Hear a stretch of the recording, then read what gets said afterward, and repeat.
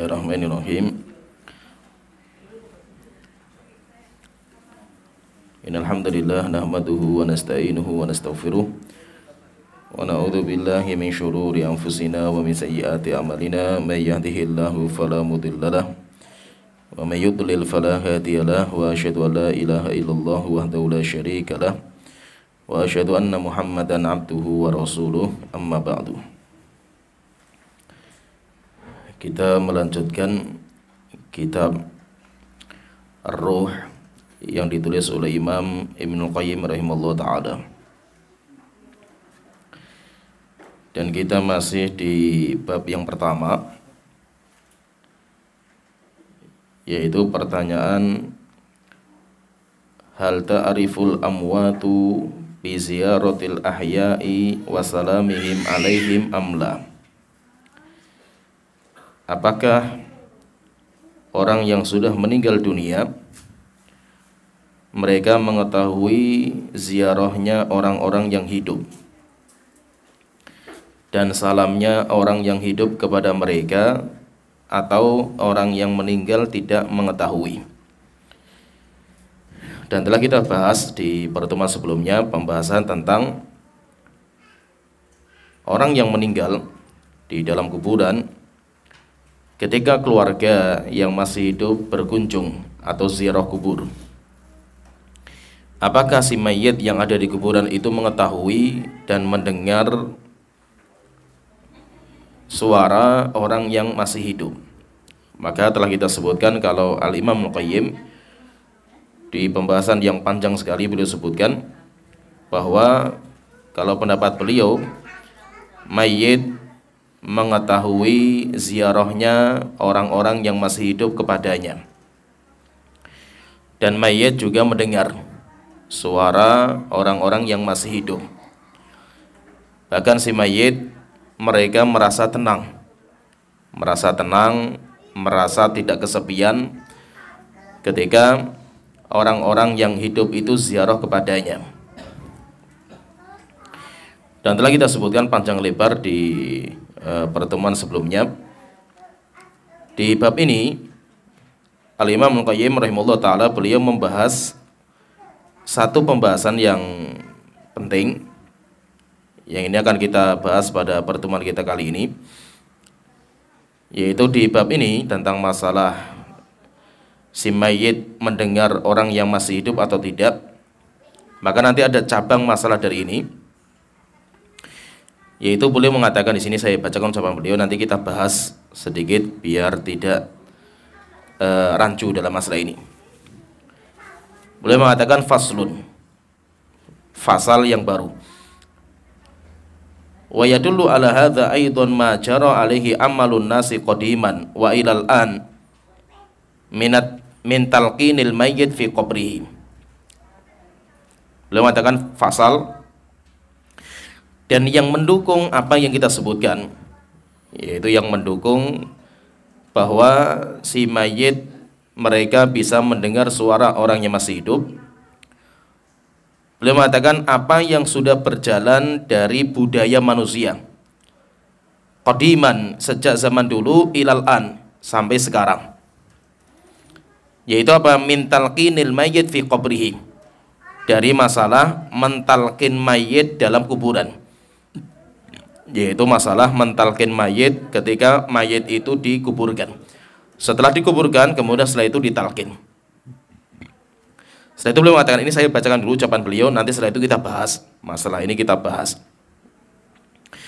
Walaula annahu lam yasma' dzalika wa yantafi'u bihi lam yakun fihi faidatun. Beliau mengatakan jika seandainya talqin mayit itu bisa menunjukkan bahwa si mayit itu bisa mendengar. Jika seandainya mayit tidak mendengar, berarti talqin itu nggak ada faedahnya. Wa kana abatsan, berarti itu masalah-masalah yang sia-sia, karena mayit itu tidak mendengar. Sehingga beliau mengatakan berarti mayit itu mendengar. Itu yang beliau pengen tarjih dalam bab ini, beliau mengatakan seperti itu. Walaupun nanti saya sebutkan bahwa di kitab yang lain Imam Ibnul Qayyim membantah pendapat ini. Setelah itu beliau mengatakan waqad suila anhu al-Imamu Ahmad. Al-Imam Ahmad pernah ditanya tentang masalah ini, yaitu masalah talqin, fastahsanahu, dan beliau menganggap bahwa perbuatan itu baik, yaitu mentalqin setelah dikuburkan. Wahtajja alaihi bil amal, dan beliau berdalil dengan amalan, yaitu karena itu sudah menjadi budaya kaum muslimin. Wa yurwa fihi haditsun dhaifun, dan telah diriwayatkan dalam masalah talqin mayit sebuah hadis, tapi hadis dhaif. Dzakarahu at-Tabrani fi Mu'jamihi, disebutkan oleh Imam Tabrani dalam kitab Mu'jam beliau, min hadithi Abi Umamah, dari hadis Abu Umamah. Ini nanti satu-satunya hadis yang dipakai tentang atau yang dijadikan dalil tentang talqin mayit. Tapi Imam Al-Qayyim beliau mengatakan tapi hadisnya dhaif. Abu Umamah Al-Bahili beliau berkata, qala Rasulullah sallallahu alaihi wasallam, Rasulullah bersabda, idza mata ahadukum, jika salah seorang di antara kalian meninggal, fasawaitum alaihi turaba, dan kalian sudah meratakan tanah kuburan, yaitu ditanam. Setelah itu tanah kuburan sudah diratakan, falyakum ahadukum ala ra'si qabri, hendaknya salah satu di antara kalian berdiri di samping kepala kuburan itu. Tsumma yaqul, kemudian mengatakan, ya fulan bin fulana, wahai fulan bin fulana, sebutkan nama dia dan nama ibunya. Fa innahu yasma' wa la yujib, maka si mayit itu mendengar tapi si mayit tidak bisa menjawab. Tsumma liyaqul, kemudian ngomong lagi, ya fulan bin fulana, panggil wahai fulan, namanya siapa yang meninggal, bin fulana. Atsaniyata, panggilan kedua. Fa innahu yastawi qa'idan, maka dia awalnya tidur. Dipanggil pertama dia itu dengar tapi dia nggak bisa jawab. Ketika dipanggil yang kedua, maka dia itu duduk, si mayitnya itu duduk. Tsumma liyaqul, kemudian hendaknya yang mentalqin ngomong lagi, manggil lagi, ya fulan bin fulana, wahai fulan bin fulana. Maka ketika dipanggil yang ketiga, maka si mayit itu mengatakan, arsyidna, tolong ajari kami. Ajari kami ketika nanti saya itu ditanya sama malaikat mungkar dan nakir. Rahimakallah, semoga engkau merahmati kami. Yaitu si mayit ini ngomong seperti itu, cuma kita nggak mendengar, orang yang hidup tidak mendengar. Walakinnakum la tasma'un, kata Rasulullah, tetapi kalian tidak mendengar ucapan mereka. Tapi si mayit itu mereka minta dikasih ilmu, dibimbing supaya bisa menjawab pertanyaan malaikat mungkar dan nakir. Fayaqul, maka hendaknya yang mentalqin itu ngomong setelah itu, udhkur ma kharajta alaihi minad dunya, ingat ketika kamu keluar dari dunia ini, syahadatu alla ilaha illallah, ucapkan kalimat syahadat la ilaha illallah wa anna Muhammadar Rasulullah, dan Nabi Muhammad adalah utusan Allah Ta'ala, wa annaka radita billahi rabban, dan hendaknya kamu wahai saudaraku yang meninggal, kamu ridho Allah sebagai Tuhan kamu, wa bil islami dinan, dan kamu harus ridho Islam sebagai agama kamu, wa bi Muhammadin nabiyyan, dan Nabi Muhammad sebagai nabi kamu, wa bil Qur'an imaman, dan Al-Quran sebagai petunjuk kamu. Maka ketika dibimbing dengan ucapan seperti ini, syahadatu alla ilaha illallah wa anna Muhammadan Rasulullah wa annaka radita billahi rabban wa bil islami dinan wa bi Muhammadin nabiyyan wa bil Qur'an imaman, itu lafadznya. Jadi lafadznya kalau mentalqin ini seperti dalam hadis ini. Fa inna munkaran wa nakiran yata'akhkhar kullu wahidin minhuma, maka malaikat mungkar dan nakir ketika mau bertanya sama orang itu, ketika mendekati orang itu, maka mereka mengatakan kepada temannya, yaitu malaikat mungkar mengatakan kepada nakir, intolik ma yuqaiduna inda hadza, ayo kita jangan lama-lama di samping orang ini, ayo kita segera pergi. Waqad luqina hujjatahu, kenapa? Karena dia sudah, yaitu orang itu yang meninggal, sudah ditalqin tentang hujahnya, yaitu hujah yang akan menjawab semua pertanyaan kita. Wa yakunullahu hajijahu dunahuma, sehingga nanti kalau kita terus lanjutkan, nanti Allah yang akan membela dia. Akhirnya malaikat mungkar dan nakir menyegerakan dalam menyelesaikan urusannya.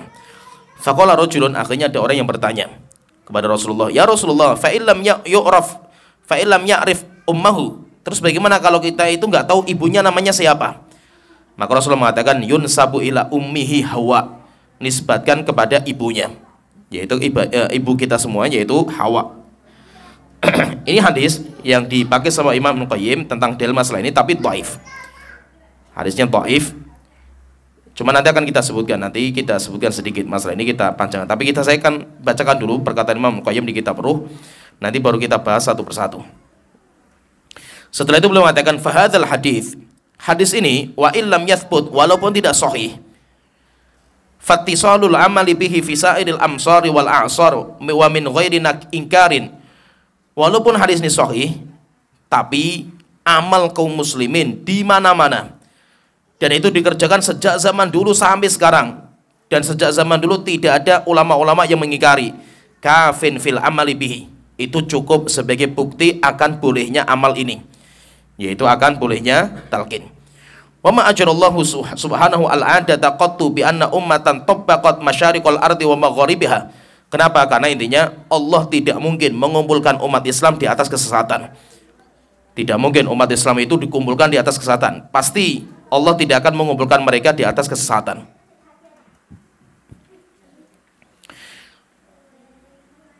Kemudian setelah itu beliau mengatakan, saya bacakan lagi. Wa qad rawa Abu Dawud fi sunanihi, dan Imam Abu Dawud meriwayatkan dalam sunannya bi isnadin la ba'sa bihi, dengan sebuah sanad yang bagus.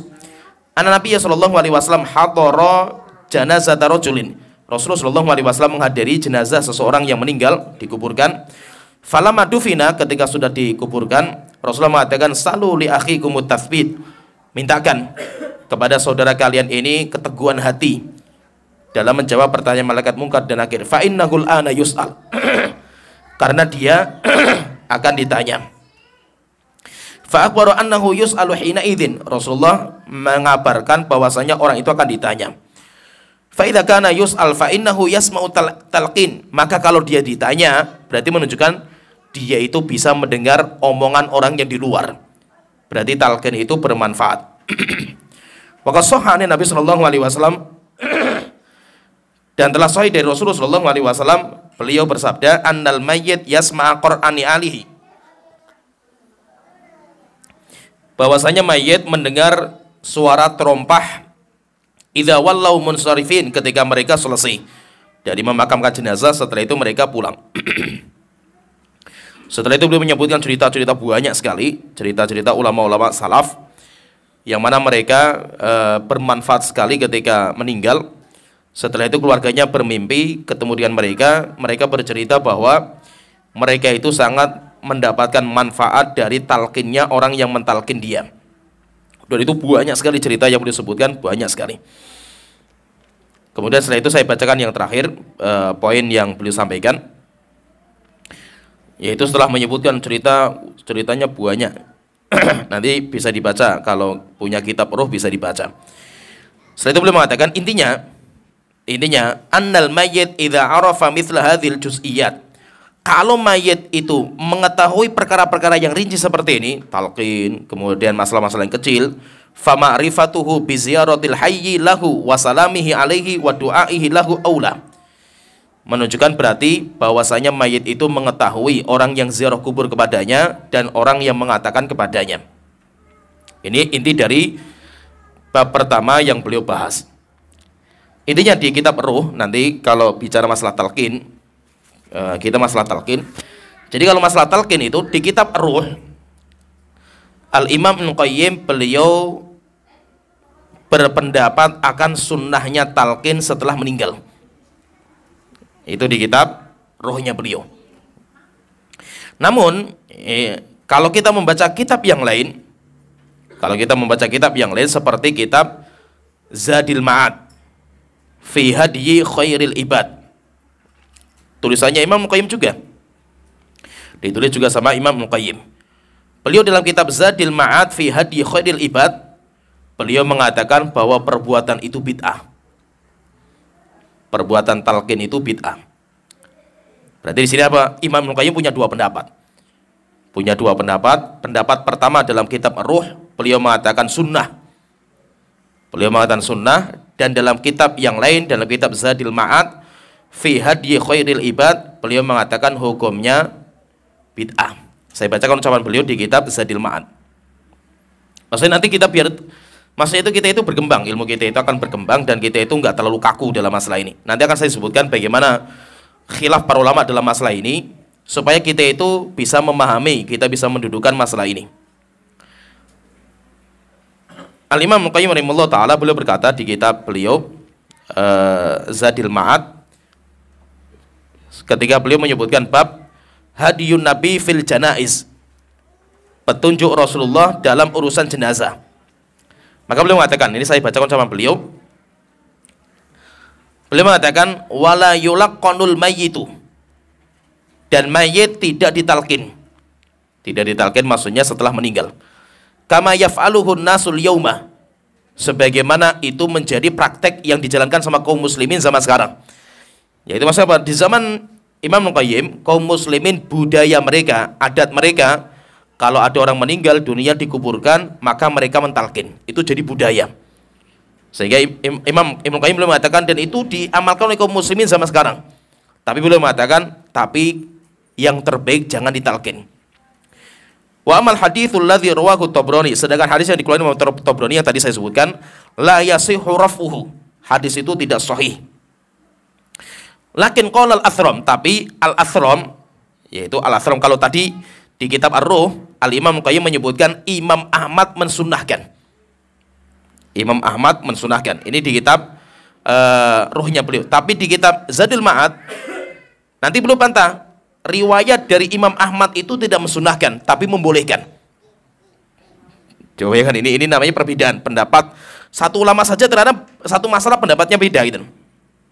Maka beliau mengatakan, walakin qala al-Athram, Imam al-Athram pernah bertanya sama Imam Ahmad, qultu li Abi Abdillah, saya bertanya sama Imam Ahmad, hadzal ladzi yasna'unahu, wa Imam Ahmad, bagaimana pendapat engkau tentang budaya kaum muslimin yang diamalkan pada zaman sekarang ini?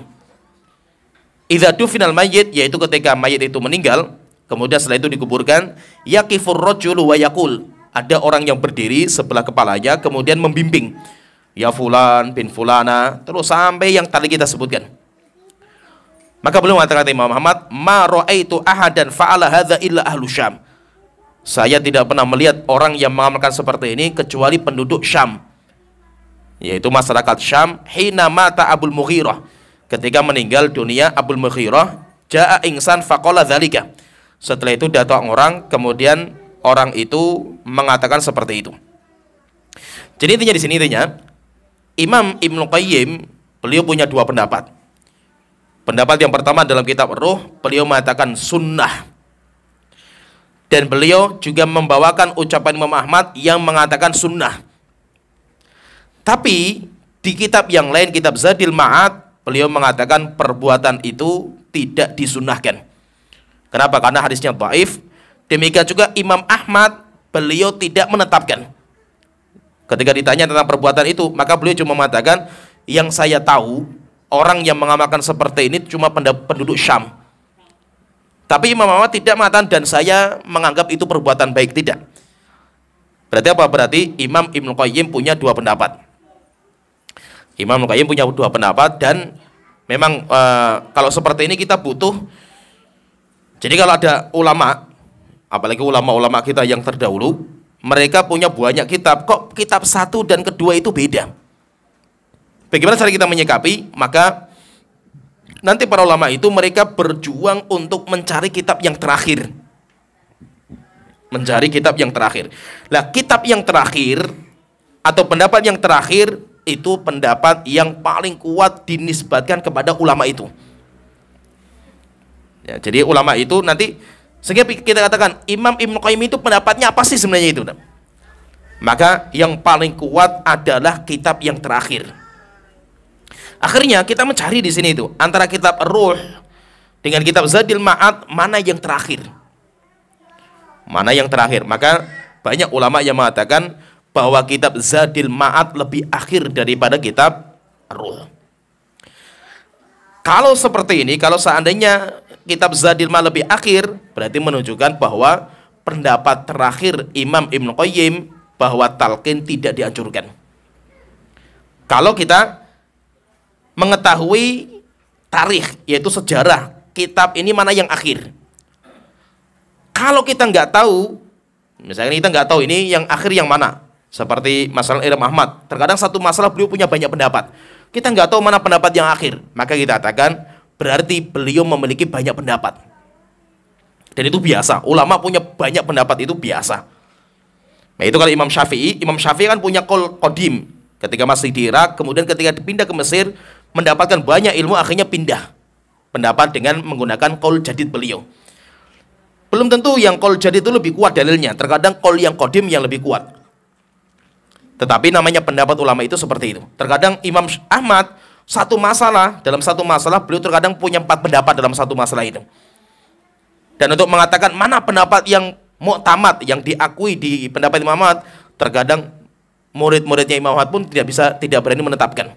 Sehingga mereka hanya mengatakan Imam Ahmad dalam masalah ini beliau punya 3 pendapat. Yang paling masyhur dari pendapat Imam Ahmad seperti ini misalkan itu. Demikian juga kita katakan seperti ini dalam kitab, dalam pembahasan kita masalah ini, masalah yaitu talqin mayit. Imam Ibnu Qayyim beliau punya 2 pendapat. Mudah-mudahan kitab terakhir beliau itu adalah kitab Zadil Ma'ad, sehingga beliau sudah rujuk dari pendapat yang lama. Tapi untuk menetapkan seperti ini nggak mudah. Kemudian yang kedua yang perlu kita bahas juga, yang kedua pendapatnya Imam Ahmad. Imam Ahmad itu pendapatnya apa itu? Kenapa? Karena kalau kita lihat tadi ya di kitab Ruh disebutkan sama Imam Qayyim, Imam Ahmad diceritakan cerita itu ada orang-orang yang mentalkin setelah dikuburkan dan beliau menganggap perbuatan itu perbuatan yang baik. Di kitab Ruh. Tapi kalau di kitab Zadil Ma'ad beliau tidak ada isyarat kalau Imam Ahmad itu menganggap baik. Imam Ahmad hanya mengatakan yang saya tahu orang-orang yang mengamalkan seperti ini itu cuma penduduk Syam. Tapi setelah itu Imam Ahmad berhenti. Apakah beliau itu menganggap baik atau tidak? Itu tidak ada tambahan riwayat. Sedangkan ucapannya Imam Ibnu Qudamah termasuk ulama besar mazhab Hambali, yaitu mazhabnya Imam Ahmad. Ketika beliau membahas tentang masalah pendapatnya Imam Ahmad dalam masalah ini apa, maka beliau mengatakan lam asma fit talqin syai'an an Ahmad. Saya sendiri, Imam Qudamah itu ulama mumpuni, paling bagus untuk menguatkan mazhab Hambali. Sampai beliau itu punya kitab rujukan dalam mazhab namanya kitab Al-Mughni dalam mazhab Hambali.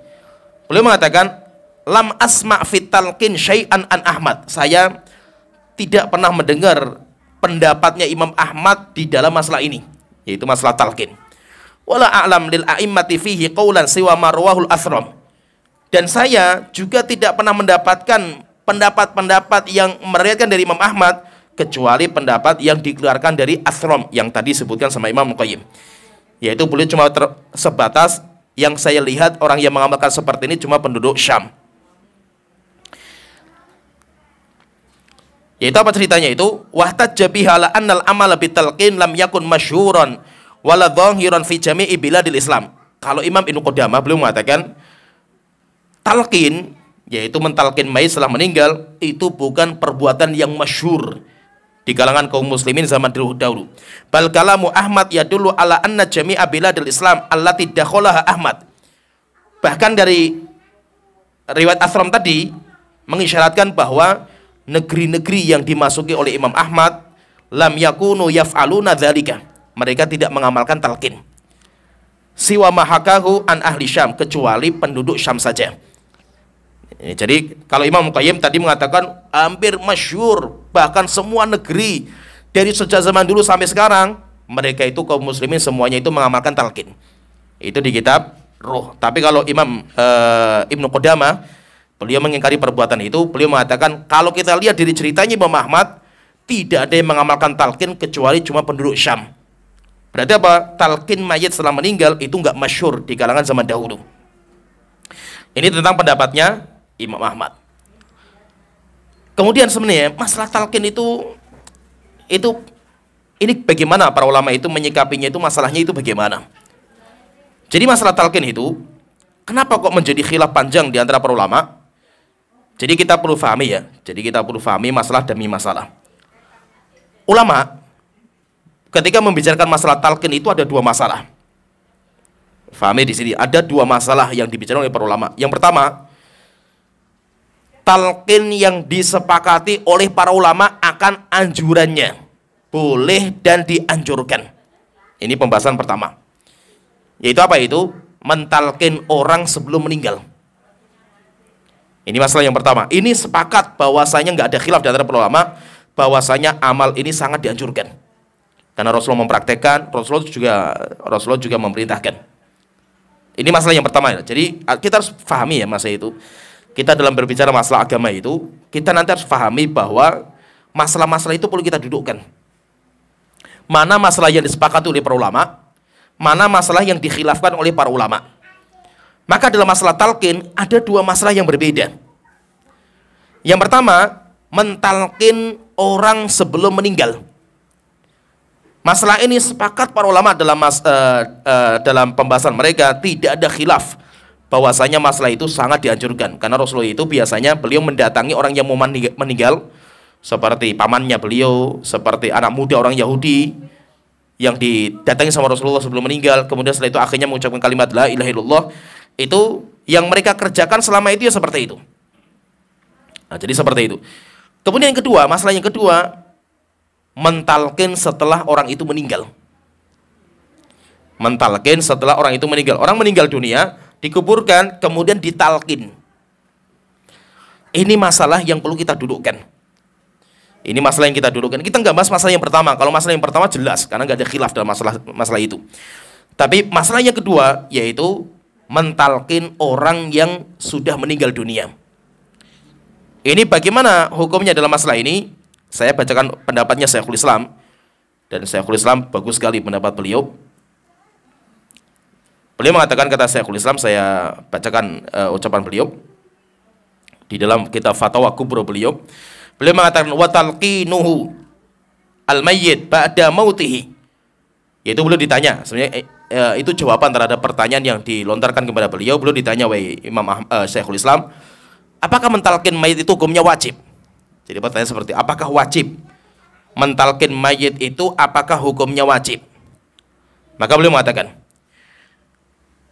talqinuhu, yaitu mentalqin orang yang meninggal ba'da mautihi, setelah dia itu meninggal dunia, laisa wajiban bil ijma', tidak diwajibkan dengan kesepakatan para ulama. Yaitu sepakat para ulama bahwa talqin setelah meninggal nggak diwajibkan. Jadi ini fahami ya. Jadi nanti ada masalah-masalah yang perlu kita bedakan. Masalah apakah wajib mentalqin orang yang sudah meninggal, maka sepakat ulama nggak ada khilaf, hukumnya nggak diwajibkan. Berarti apa? Tidak ada satu ulama pun yang mengatakan wajib. Ini selesai masalah ini. Berarti kita keluarkan. Ini kita nggak membahas.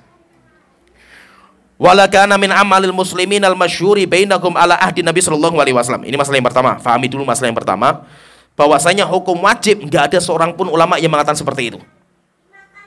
Yang kedua, kita juga meyakini bahwa talqin mayit setelah meninggal dunia bukan budaya yang masyhur di zaman Rasulullah sallallahu alaihi wasallam. Ini masalah yang kedua. Kalau seandainya masyhur, pasti banyak riwayat. Baik Rasulullah atau para sahabat itu banyak. Tapi yang aneh itu apa? Ada riwayat dari Rasulullah cuma satu riwayat, itu pun hadisnya dhaif. Berarti menunjukkan apa? Enggak masyhur. Demikian juga para sahabat pun enggak ada riwayat seperti itu. Berarti apa? Menunjukkan enggak masyhur dalam masalah ini.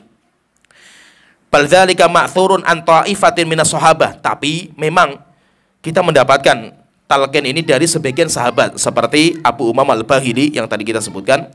Demikian juga Wathilah bin Asqa. Demikian juga dari sahabat namanya Wathilah bin Asqa. Terus bagaimana ulama-ulama kita dalam menyikapi masalah ini? Maka beliau mengatakan, ulama kita di dalam masalah ini, setelah saya kumpulkan semua pendapat mereka, maka saya dapatkan mereka berbeda pendapat menjadi 3 pendapat.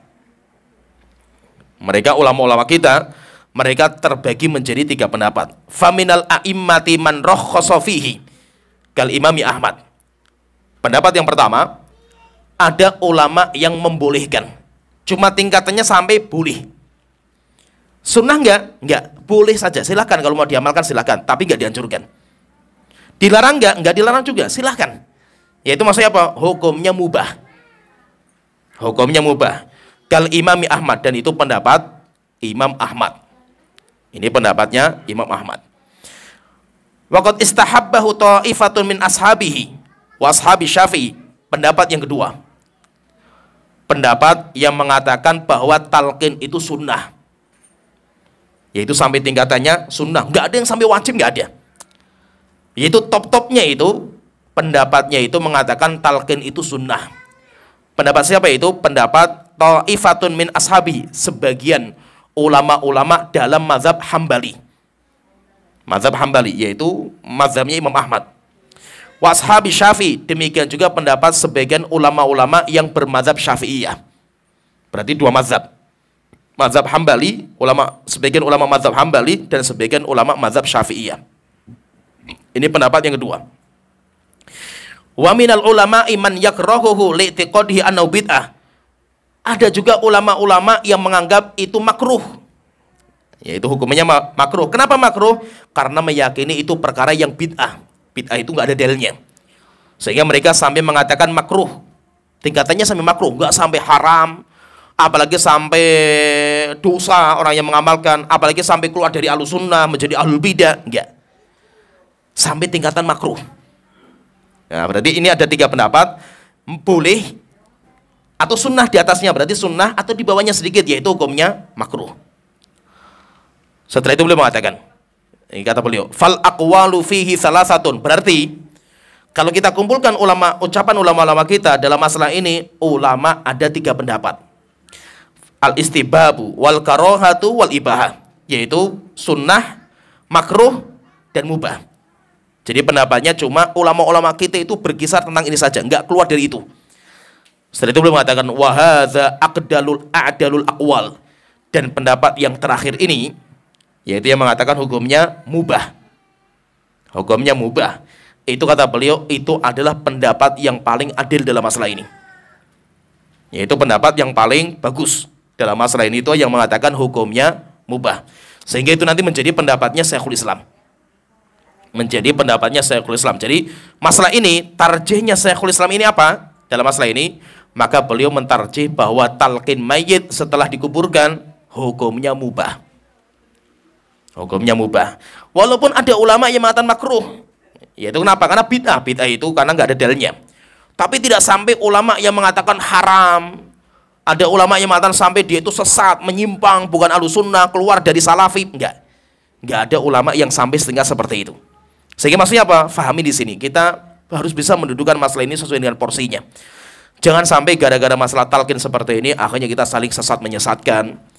Akhirnya saling mengecap dia salafi dan bukan salafi. Ini tidak dibolehkan. Kenapa? Karena ini perkara khilaf yang masyhur di kalangan para ulama. Urusan nanti pendapat yang rojih bagi Anda apa, itu silahkan Anda merojihkan.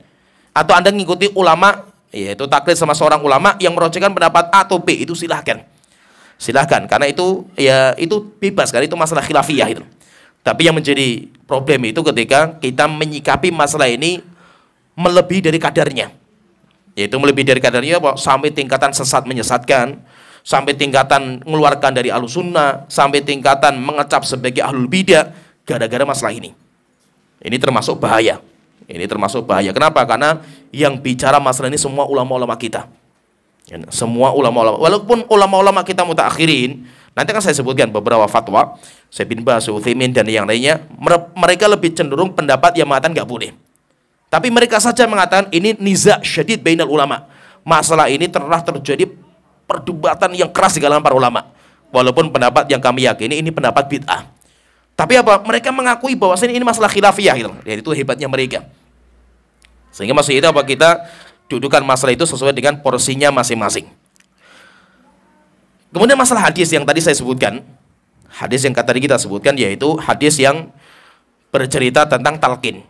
Dari Abu Umamah al-Bahili, yaitu ketika ada orang meninggal dunia, hendaknya satu orang itu berdiri sebelah kepalanya kemudian dibimbing.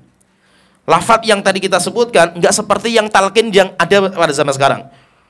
Kalau kamu ditanya man rabbuka, jawab Rabbi Allah, enggak ada. Hatta yang hadis dhaifnya pun enggak ada yang seperti itu. Jadi kalau model talqinnya itu nanti kalau datang malaikat mungkar nakir kemudian bertanya siapa Tuhanmu, jawab ini. Hatta yang hadis palsu pun nggak ada yang lafaz seperti itu. Ya paham ya? Jadi tadi kita sebutkan lafadznya nggak seperti itu, lafadznya bimbingan. Yaitu syahadatu alla ilaha illallah wa anna muhammadar rasulullah. Syahadat wa radita billahi robba, dan kamu harus ridho Allah sebagai Tuhan, Nabi Muhammad sebagai nabi, kemudian Islam sebagai agama, Al-Qur'an sebagai kitab suci. Cuma sampai di situ. Sampai di situ saja. Tidak sampai dibimbing ucapan kalau ditanya man rabbuka wa man nabiyuka, enggak. Berarti kalau ada yang membuat seperti ini, hatta hadis palsu pun nggak ada gitu. Hatta yang dhaifnya pun nggak ada gitu. Maksud itu yang ada saja itu hadisnya dhaif itu. Yang ada saja hadisnya dhaif. Yang tadi kita sebutkan. Terus derajat hadisnya bagaimana hadis yang kita sebutkan tadi? Saya bacakan beberapa ucapan ulama dalam masalah ini, yaitu tentang masalah dalil yang tadi dibawakan. Itu hadisnya dhaif, dan yang mendhaifkannya, saya sebutkan ulama-ulama yang mendhaifkan. Dha'afahu Ibnu Shalah.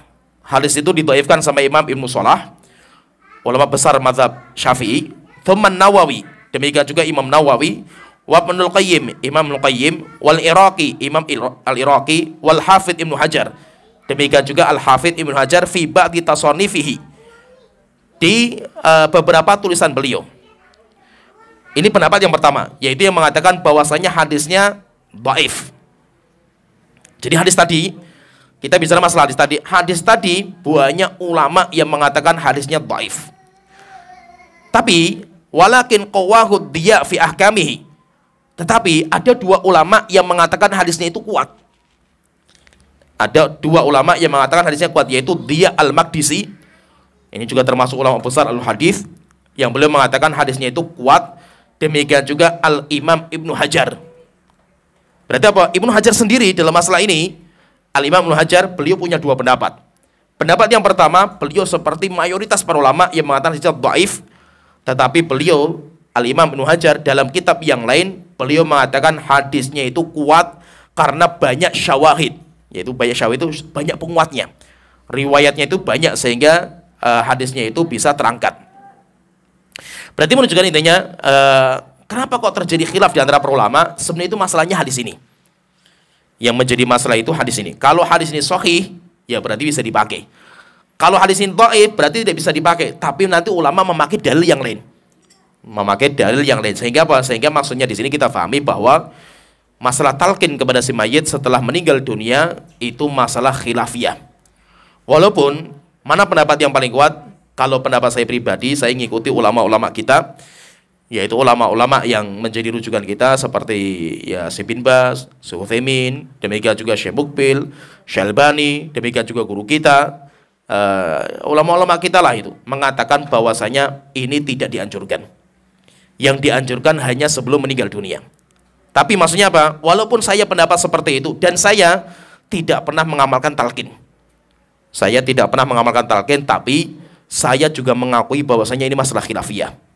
Kalau ada kaum muslimin yang mereka mengamalkan talqin karena mengikuti pendapat ulama-ulama yang mensunnahkan, maka saya menghormati mereka. Walaupun apa? Saya tidak mengamalkan perbuatan mereka. Saya tidak mengamalkan perbuatan mereka bukan berarti saya harus menyesatkan mereka. Bisa difahami ya? Faham ya masalah ini ya? Bukan berarti orang yang tidak ikut pendapat saya itu sesat bagi saya. Enggak.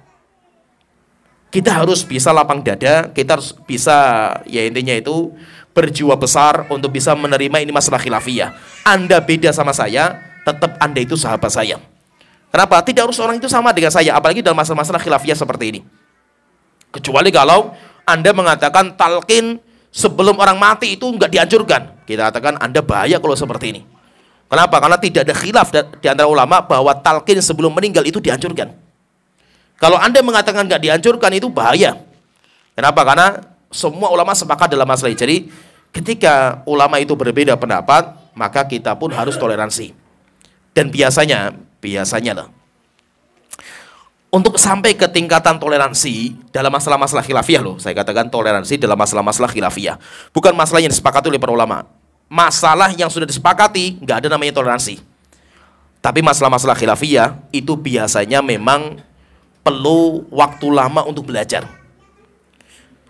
Biasanya nanti kita itu akan melalui tingkatan fase, yaitu apa? Kita itu beragama akan keras, saklek, atos, merasa paling benar, selain dia semuanya sesat.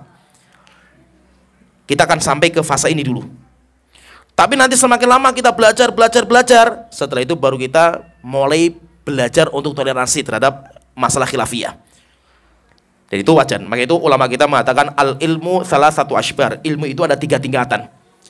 Man dakhala fi syibril awal takabbar. Siapa yang masuk tingkatan pertama, sombong, congkak, atos, merasa penghuni surga, salafi sejati, yang lain semuanya salafi gaduh-gaduh semualah itu. selain dia itu. Jadi dia yang paling benar, satu-satunya yang paling benar cuma dia. Itu fase pertama, dia akan melewati itu pasti itu.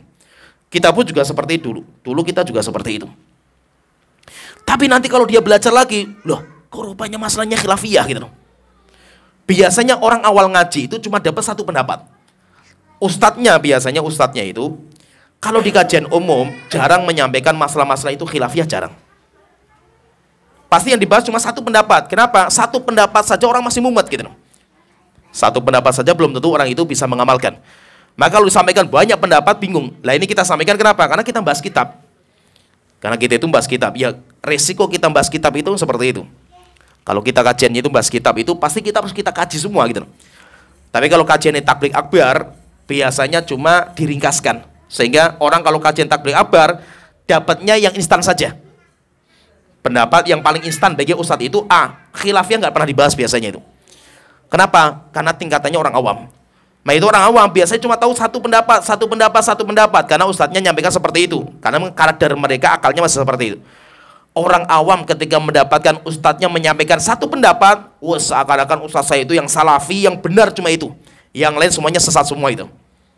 Nah biasanya seperti itu. Maka nanti kalau kita berguru dengan banyak guru, kita baca banyak kitab, akhirnya nanti kita itu toleransi. Saya juga dulu seperti itu. Saya dulu juga mengatakan bahwa talqin mayit itu siapa yang mengamalkan dia bukan salafi, sesat, ahlul bidah, semuanya itu. Sampai akhirnya saya itu baca kitab Ar-Ruh. Baca kitab Ar-Ruh, kaget saya. Ini kitab siapa ini kok Imam Qayyim kayak gini pendapatnya, sesat juga Imam Qayyim kan, perhatikan itu. Sampai ini kitab, sampai saya itu awal kali beli kitab itu ya. Saya baca, enggak lagi tak baca. Ini kitab sesat ini itu, bukan salafi berarti dia itu. Lama-lama kita harus kaji, kita harus pelajari. Rupanya kita banyak mendapatkan khilafiyah. Akhirnya apa? Mulai kita baca lagi. Penasaran setelah itu kok Imam Qayyim menyebutkan seperti ini. Akhirnya kita kaji. Setelah itu baru sadar, oh rupanya memang masalah ini masalah khilafiyah. Berarti pendapat kita, asumsi yang pertama kalau seakan-akan salafi, ahlu sunnah itu yang tidak talqin, ini berarti terbantahkan dengan khilafiyah seperti ini. Akhirnya apa? Setelah itu nanti kita mulai ya lapang dada, mulai kita itu bisa bersikap lembut. Itu nanti, itu biasanya butuh waktu. Jadi orang yang masuk tingkatan pertama biasanya sombong, congkak, atos. Nanti kalau dia belajar terus sampai naik ke tingkatan kedua, dia nanti akan tawadu, menjadi orang yang tawadu. Tawadu itu apa? Dia pegang pendapat dia, tapi dia menghormati pendapat yang lain. Dan tidak bermudah-mudahan dalam menyesatkan orang lain. Nanti kalau dia belajar lagi sampai tingkatan paling tinggi, maka dia itu merasa orang paling bodoh. Dia itu merasa orang paling bodoh, sehingga bahwa dia itu lebih banyak diam daripada berbicara. Dia lebih banyak mengkaji. Itu kalau sudah tingkatannya tinggi. Nah, jadi intinya fahami di sini masalah talqin mayit itu ulama bagaimanapun berbeda pendapat. Saya ingin bacakan sedikit fatwa dari Syekh bin Baz, kemudian Syekh Utsaimin. Karena dua ulama ini menjadi rujukan kita. Kita bacakan secara ringkas. Syekh bin Baz pernah ditanya masalah talqin mayit setelah meninggal dunia, beliau mengatakan jawabannya saya ringkaskan. At-talqinu ikhtalafa fihi ulama. Talqin, ulama kita berbeda pendapat dalam masalah ini. Setelah itu beliau menyebutkan panjang dalil-dalil yang dipakai tadi, tapi setelah itu beliau mengatakan tapi hadisnya dhaif. Hadisnya dhaif. Setelah itu beliau mengatakan falladzi yambaghi tarkuhu, yang terbaik bagi seorang muslim untuk meninggalkan perbuatan itu. Hadza huwal mu'tamad li adami dalil, dan itu yang terbaik. Kenapa? Karena enggak ada dalil yang sahih dalam masalah ini. Walakin, setelah itu beliau mengatakan, walakin idza faragon nasu min dafnil mayyit, tetapi jika orang selesai menguburkan jenazah, disunahkan yustahabbul wuqufu alaihi, disunahkan untuk berdiri sejenak di kuburan itu. Untuk apa? Wad du'a'u lahu bil maghfirati was sabat, untuk mendoakan pengampunan dan mendoakan supaya Allah mengokohkan dia dalam menjawab pertanyaan malaikat. Itu yang terbaik. Tapi belum mengatakan apa? Masalah talqin setelah meninggal dunia, ikhtalafa fihil ulama. Ulama berbeda pendapat dalam masalah ini. Kemudian kalau fatwa Syekh Utsaimin, saya bacakan fatwa Syekh Utsaimin, beliau ditanya juga masalah hukum talqin mayit setelah dikuburkan. Beliau mengatakan talqinul mayit ba'da dafnihi mabniun ala hadits Abi Umamah. Talqin mayit setelah meninggal dunia itu dibangun dari hadis Abu Umamah Al-Bahili yang tadi kita sebutkan. Wa qad tanaza'an nasu fi sihhatihi, dan ulama berbeda pendapat dalam sahih atau dhaifnya hadis itu. Tadi kita sudah sebutkan. Was-shawab annahu haditsun dhaifun. Pendapat yang paling kuat, hadis tadi adalah hadis yang dhaif, la taqumu bihi hujjah. Tidak bisa dijadikan standar akan sunnahnya perbuatan itu. Wa anna talqinal mayyit ba'da daf'ihi bid'ah. Dan talqin mayit setelah dikuburkan itu perbuatan bid'ah. Tapi fahami di sini. Bukan berarti kalau itu bid'ah, berarti alul bid'ah semua itu. Mereka bukan salafi, bukan. Bid'ah maksudnya apa? Tidak ada dalilnya. Tidak ada dalil sahih yang bisa dijadikan sebagai standar. Li'anna dzalika lam yarid. Coba alasannya. Kenapa dinamakan bid'ah? Li'anna dzalika lam yarid ani Nabi sallallahu alaihi wasallam. Karena tidak pernah datang dari Rasulullah SAW perbuatan itu, wala an ashabihi fi haditsin yunsabu ilaihi. Demikian juga tidak ada hadis dari Rasulullah sallallahu alaihi wasallam. Kalau dalam mazhab, jadi kalau mazhab yang ada, mazhab Hanafi, mazhab Maliki, mazhab Syafi'i, mazhab Hambali, itu nanti banyak ulama-ulama yang mengatakan sunnah. Talqin itu sunnah. Itu banyak. Maka itu tadi jawaban dari Syekhul Islam itu yang terbaik. Syekhul Islam itu bagus. Yaitu beliau menyebutkan setelah kita kumpulkan semua pendapat ulama, ulama itu berbeda pendapat menjadi 3 pendapat. Ada yang mengatakan mubah, ada yang mengatakan sunnah, ada yang mengatakan makruh. Kalau Syekhul Islam tarjihnya, beliau mengatakan yang terbaik adalah pendapat yang mubah. Pendapat yang mubah, dan itu Syekhul Islam, loh, bayangkan. Syekhul Islam saja beliau lebih menguatkan pendapat yang mubah, enggak sampai mengatakan bid'ah beliau itu. Tetapi tetap kita menghormati. Kalau ada yang mengatakan bid'ah, kita menghormati. Tapi kalau ada orang yang menyesatkan kelompok yang lain gara-gara masalah ini yang kita permasalahkan. Kenapa? Karena ulama-ulama yang mengatakan bid'ah saja, mereka tidak menyesatkan pendapat yang lain gitu. Ya, paham ya? Syekh Utsaimin, Syekh bin Baz, walaupun beliau mengatakan ini masalah khilafiyah, pendapat yang paling kuat itu ini nggak ada dalilnya bid'ah, tetapi beliau tidak pernah mengatakan yang mengamalkan dia bukan salafi, yang mengamalkan itu bukan ahlus sunnah, semuanya ahlul bidah semuanya. Enggak sampai tingkatan seperti itu. Itu jangan sampai kita itu hulu dalam menyikapi masalah itu, kita hulu. Maka hati-hati, ya nanti semakin kita belajar, nanti kita semakin faham lah. Banyak masalah-masalah yang kita cap itu sebagai ciri ahlus sunnah, rupanya itu bukan ciri ahlus sunnah. Kenapa? Karena ulama-ulama kita mereka berbeda pendapat dalam masalah itu. Ya, sampai di sini pembahasan kita secara ringkas masalah talqin mayit. Sebenarnya banyak kalau kita mau kupas. Talqin mayit setelah meninggal dunia dari semua mazhab yang ada itu banyak sekali. Tetapi kita nggak cukup waktunya. Nanti insya Allah kita masuk di pembahasan yang lain. Kita masuk di bab yang kedua.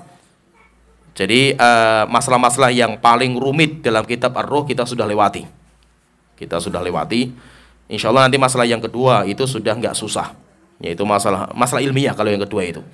Apakah rohnya orang meninggal itu bisa berjumpa di antara mereka di alam kubur itu, saling ziarah, saling berjumpa, saling berkumpul, itu nanti kita bahas. Itu sudah nggak rumit. Pokoknya bab pertama itu yang paling rumit. Karena kalau kita sudah lewati bab pertama, itu nanti masalah-masalah yang berikutnya mudah. Dulu pernah saya sebutkan bahwa di kitab Ruh itu nanti ada 3 masalah yang rumit memang. Ya, 3 masalah yang rumit, yaitu si mayit mendengar orang suara yang masih hidup. Ini masalah yang pertama. Yang kedua masalah talqin mayit. Kemudian ketiga, masalah menghadiahkan bacaan Al-Quran kepada orang yang meninggal. Itu nanti rumit. Masalah 3 ini, masalah-masalah yang rumit. Kalau Imam Muqayyim semuanya menguatkan, semuanya boleh. Bahkan beliau mengatakan sunnah di kitab Ar-Ruh beliau. Ya, sampai di sini pembahasan kita. Wa akhiru da'wana alhamdulillahirabbil alamin. Sallallahu alaihi Muhammad wa ala alihi wa sahbihi ajmain.